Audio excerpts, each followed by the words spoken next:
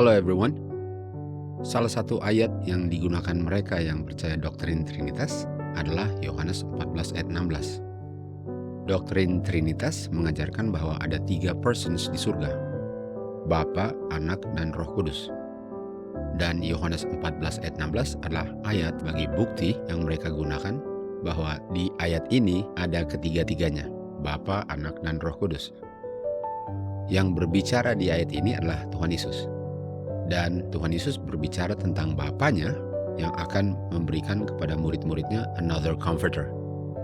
Di sini tiga-tiganya yang mereka gunakan sebagai bukti bahwa ada 3 oknum di surga. Tuhan Yesus adalah first person dalam kalimat ini. Dia yang berbicara, jadi dia first person. Bapa adalah second person, karena anak atau Tuhan Yesus berbicara tentang Bapanya sebagai second person yang akan mengirim kepada murid-muridnya another comforter, yaitu dia. Dia itu digunakan sebagai third person. Karena kata dia, artinya dia itu bukan yang sedang berbicara dan bukan Bapa yang mengirim dia. Dan kata he ini atau dia adalah bukti yang mereka gunakan bahwa ini adalah the third person, yaitu Roh Kudus. Apakah memang itu yang diajarkan Alkitab? Kita harus izinkan Alkitab yang menjelaskan dirinya sendiri. Mari kita lihat apakah he itu adalah third person, yaitu Roh Kudus, atau apakah Alkitab mengajarkan hal yang berbeda. Di Yohanes 9 ayat 35, 36, dan 37, waktu Tuhan Yesus bertemu dengan orang yang matanya disembuhkan, Tuhan Yesus menanyakan pertanyaan ini bagi dia. Apakah engkau percaya the Son of God? Lalu orang ini mengatakan kepada Tuhan Yesus, siapa dia Tuhan, agar aku dapat percaya akan dia.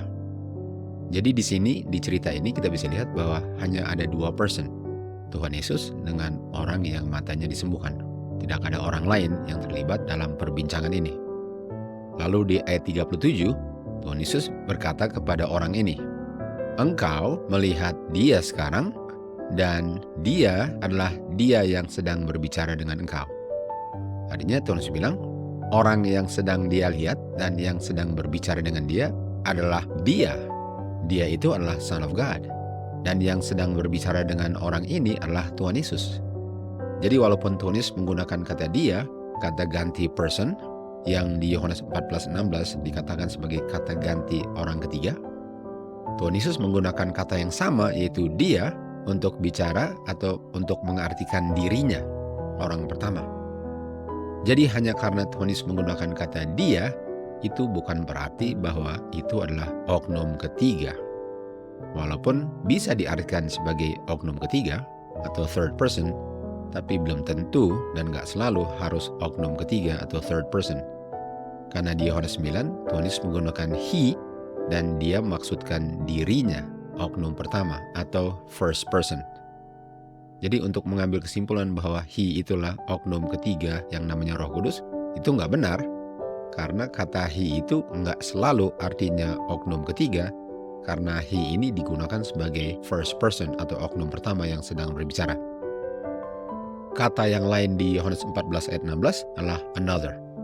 Kata another ini bagi mereka yang percaya Trinitas, mereka berkesimpulan bahwa ini adalah yang lain. Artinya bukan Tuhan Yesus. Karena kalau Tuhan Yesus yang sama, sementara yang lain adalah selain Tuhan Yesus. Dan karena di ayat ini bukan Bapa, artinya oknum Roh Kudus. Sementara kata another, bahasa Grekanya adalah allos. Dan allos artinya yang sama walaupun ada yang berbedanya. Yang sama dari yang berbedanya. Jadi apanya yang sama antara Tuhan Yesus dengan dia atau Roh Kudus ini? Samanya ialah sama-sama adalah Kristus. Apanya yang beda dari Kristus dengan Roh Kudus? Yang bedanya ialah Tuhan Yesus personnya personality kemanusiaan. Sementara Roh Kudus itu adalah tanpa unsur kemanusiaannya. Jadi dalam hal itu Roh Kudus dengan Tuhan Yesus berbeda, tetapi sama-sama adalah Kristus. Kita tahu Kristus memiliki 2 nature, divine nature dengan human nature. Dan Kristus sejak dia menjadi manusia kan tetap mempertahankan human nature-nya untuk selama-lamanya. Dan oleh sebab itu, Kristus punya personality sebagai human membatasi dia untuk bisa berada di segala tempat pada waktu yang bersamaan. Dan oleh sebab itu, Kristus pergi ke Bapa dan mengirim dirinya dalam bentuk Roh Kudus tanpa personality kemanusiaannya. Sehingga Kristus bisa berada di mana saja bersama-sama dengan muridnya kapan saja tanpa dibatasi dengan kemanusiaannya. Kristus memiliki divinity dan humanity. Jadi Kristus dalam kemanusiaannya dibatasi oleh kemanusiaannya. Tetapi rohnya Kristus adalah rohnya yang tidak dibatasi oleh kemanusiaannya, sehingga dengan dia pergi, Roh Kudusnya tetap berada dengan murid-muridnya di mana saja, kapan saja, tanpa dibatasi oleh kemanusiaannya. Artinya kalau kita baca Yohanes 14 ayat 16, Kristus katakan, saya dalam kemanusiaan saya tidak bisa berada dengan kamu selalu, dan saya punya personality kemanusiaan ini membatasi saya untuk berada di mana saja, kapan saja, dengan murid-murid saya. Oleh sebab itu, untuk keuntungan murid-murid, agar Kristus selalu bersama dengan murid-muridnya kapan saja, di mana saja, dia pergi ke Bapanya dan mengirim Roh Kudusnya yang adalah dirinya tanpa person kemanusiaannya. Sehingga kehadiran Kristus selalu bersama-sama dengan murid-muridnya. Sesuai di Matius 28, dia katakan, I am with you always. Saya akan selalu bersama-sama dengan murid-murid saya. Walaupun tubuhnya di surga, tapi Kristus melalui rohnya tanpa unsur kemanusiaannya bisa selalu bersama-sama dengan murid-muridnya. Jadi sekali lagi, Yohanes 14:16 dikatakan, saya akan berdoa kepada Bapa dan dia akan memberikan kepada kamu saya dalam bentuk yang lain. Another comforter. Saya tanpa personality kemanusiaan saya.